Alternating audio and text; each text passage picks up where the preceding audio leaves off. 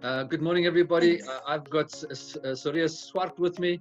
Soria is the principal of a wonderful school down in Jeffreys Bay, King's College.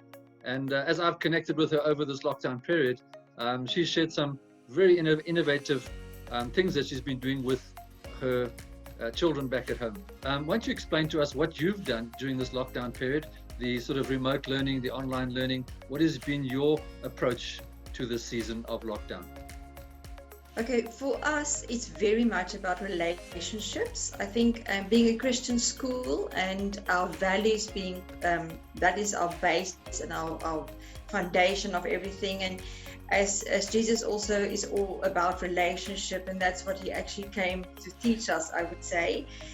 So you can only teach within a relationship, and you can only grow within a relationship, and you can only learn within a relationship. So relationship is very important, and the relationships with the children and their parents is very often also broken and also not that strong.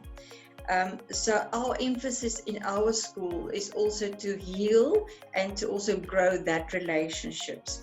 And with the lockdown now, very often those relationships also are tested and under stress. So if we would have gone this other route that most of the schools are going on with online teaching, we will add to that stress of that relationships that's already not as solid, and then putting more stress on it. I think the parents very often will feel incapable or not so competent as a parent, and now we expect of them to be a teacher as well. So they will even feel more incompetent, and that feeling of incompetency then create more stress, and that becomes then abusive, and the relationship deteriorates even more. So our approach was more a play approach. We want the relationships to actually become stronger in this period. So what we do in this period is I ask the teachers to focus on how can we strengthen the relationships so that when the children come back to school, we actually accomplish something that we can work even better with, first of all. And secondly, within the play, the children do learn. It's incidental learning, but they do learn. And we can then use that incidental learning to then make the schoolwork, so to speak, even faster.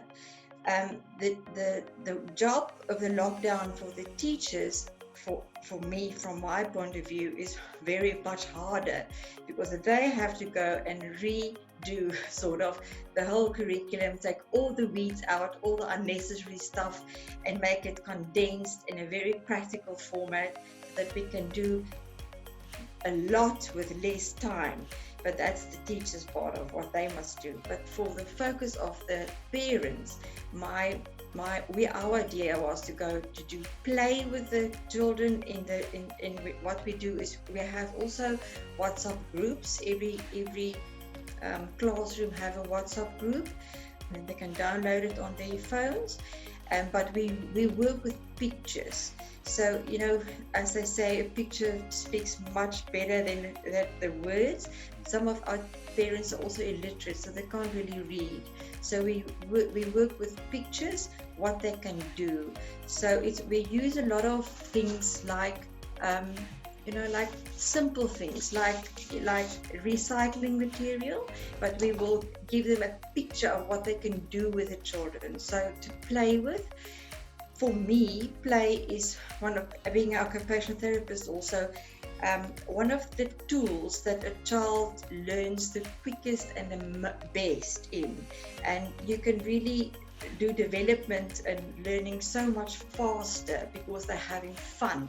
And chemically in the brain, having fun with all the dopamine and the serotonin and then whatever neurotransmitters is going on there, it really, the learning takes place so much better. So it's all in picture format, so it's like practical activities that the parent and the child can do, and fun activities they can do together.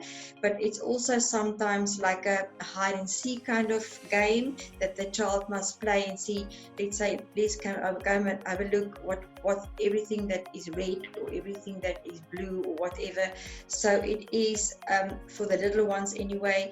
Very often it is games like with music or dance. So but it's something that they have available in their houses.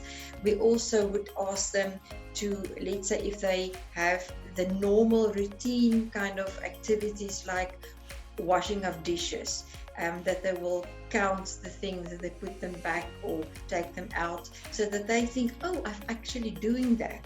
So it's not so overwhelmed of something extra that they must do, but the normal routine that goes on anyway, but they just do it differently. Thank you so much, Soria. I've just really been inspired by your approach to wanting to focus on the relationships within the family context during this time. I think so many of us are under pressure to get the schoolwork done, but if that can be a win for your school and to some of our other schools, that's going to really be an ongoing blessing.